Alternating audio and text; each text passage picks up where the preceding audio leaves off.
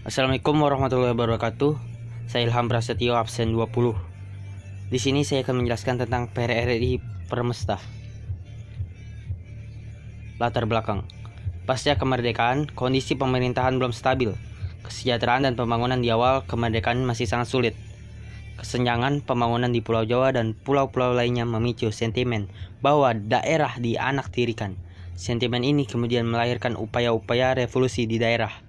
Pada Agustus dan September 1956, beberapa tokoh dari Sumatera Tengah mengadakan rapat dan pertemuan di Jakarta. Pertemuan itu dilanjutkan dengan reuni 612 perwira aktif yang pensiunan divisi Banteng pada 20-25 November 1956 di Padang.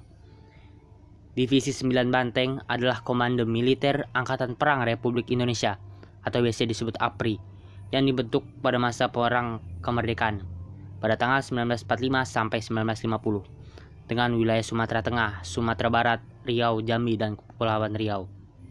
Dalam reuni itu muncul aspirasi otonomi untuk memajukan daerah. Disetujui pula pembentukan Dewan Banteng yang dipimpin oleh Letkol Ahmad Hussein, Komandan Resimen 4 dan Teritorium 1 yang berkedudukan di Padang. Pada tanggal 20 Desember 1956, Letkol Ahmad Hussein merebut kekuasaan pemerintahan daerah dari Gubernur Ruslan Mul Joharjo.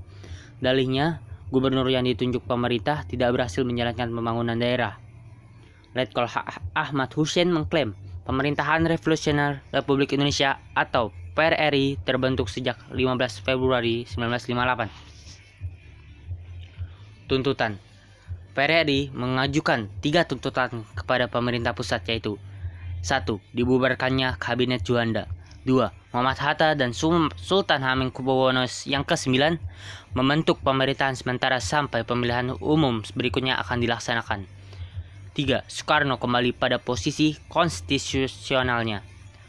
Tuntutan lain yang juga diajukan oleh PRRI yaitu terkait dengan masalah otonomi daerah dan perimbangan ekonomi atau keuangan yang terjadi antara pemerintah pusat dan daerah. Pemerintah pusat dianggap tidak adil kepada warga sipil dan militer soal pemerataan dana pembangunan, sehingga mereka menuntut agar pemerintah bisa bertindak lebih adil, khususnya pada pemerataan dana pembangunan di daerah. Dampak.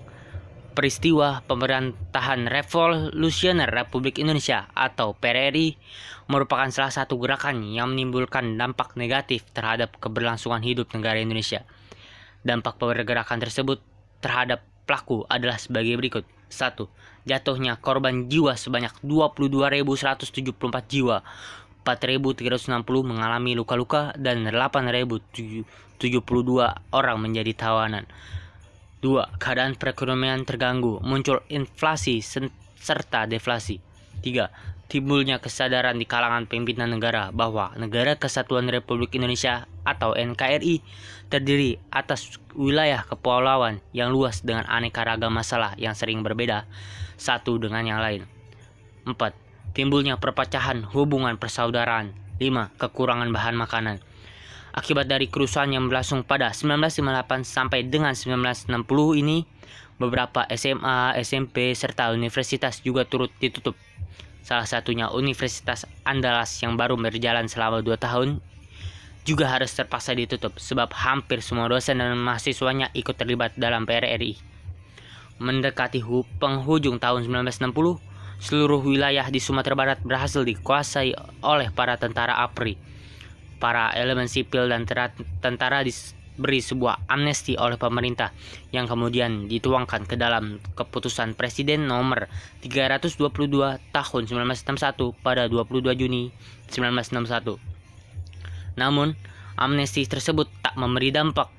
Masyarakat, terutama pelajar dan mahasiswa, masih hidup dalam tekanan selama bertahun-tahun. Upaya penumpasan PRRI. Berikut ini adalah beberapa upaya penumpasan PRRI. Dengan cara melalui pemecatan, upaya awal yang dilakukan oleh pemerintah untuk menumpas PRRI adalah memecat beberapa anggota militer yang terlibat seperti Letkol Ahmad Hussein, Kolonel Zulfikri Lubis, Dahlan Jambek, Kolonel Vance Samuel, dan Kolonel Maludin Simbolon. Selain itu, Komandan Daerah Militer Sumatera juga ikut dibekukan. 2. Mendesak Kabinet Juanda dan Nasution Usaha lain yang dilakukan oleh pemerintah RI adalah mendesak Kabinet Juanda dan Nasution. Kedua kabinet ini menginginkan agar pemberontakan tersebut dihentikan dengan tegas. Hingga pada akhirnya memasuki akhir bulan Februari, Angkatan Udara Republik Indonesia melakukan pengeboman pada instansi-instansi penting yang ada di kota Padang, Bukit Tinggi, dan Manado. 3. Mengirim pasukan. Tepat awal bulan Maret, pasukan divisi di Ponorogo dan Siliwangi yang dipimpin oleh Kolonel Ahmad Yani mendarat di Pulau Sumatera. Namun sebelumnya, Nasution telah mengirimkan pasukan resmi para komando Angkatan Darat yang berada Pangkalan Minyak, Kepulauan Sumatera dan Riau. Tepat tanggal 14 Maret 1958, Pecan baru dikuasai dan disusul dengan berhasil direbutnya Bukit Tinggi pada tanggal 4 Mei 1958. Kemudian, pasukan Tentara Nasional Indonesia berupaya membebaskan daerah-daerah yang dulunya menjadi pusat pemberontakan PRRI. Berikut adalah daftar anggota PRRI. 1. Letnan Kolonel Ahmad Hussein. 2. Syarifuddin Prawira Negara. 3. Asaat Dasamudo. 4. Maludin Simbolon. 5. Profesor Dr. Sumotro Jojo Hadikusumo. 6. Muhammad Syafi'i. 7. Warau. 8. Saladin Sarumpayat. 9. Mukhtar Lintang. 10. Salah Lahade. 11. Ayah Gani Usman. 12. Dalhan Jambek. Sekian, terima kasih. Assalamualaikum warahmatullahi wabarakatuh.